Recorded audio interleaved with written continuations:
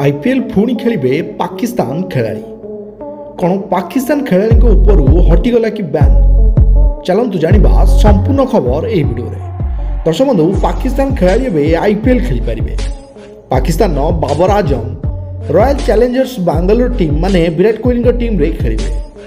गोटे टीम उभय खेलिबे विराट कोहली और बाबर आजम। पुणी चेन्नई सुपर किंग्स रे खेलिबे Mohammad Rizwan. Pakistan number 1 fast bowler Shaheen Shah Afridi खेलिबे रोहित शर्मा मुंबई रे। दर्शक बंधु यह आम कहून बर आज सोशल मीडिया रे जड़े पाकिस्तानी यही कथा लिखिते जे समस्त भारतीय और पाकिस्तानी स्वप्न जे एमती हो।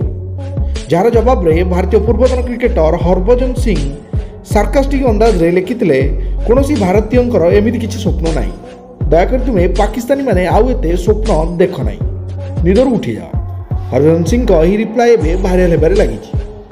दर्शक बंधु आपने जानिथिबे 2007 रे आईपीएल इनागुरेशन सीजन ने पाकिस्तानी प्लेयर खेली, किंतु 2008 रे बॉम्बे टेररिस्ट अटैक परठू पाकिस्तान खेलाड़ी को आईपीएल बैन कर दिया। दर्शक बंधु आपण मान कौन राय पाकिस्तान खेलाड़ी आईपीएल खेलवा दरकार कि नहीं आमको कमेंट रे लिखि जणाନ୍ତୁ।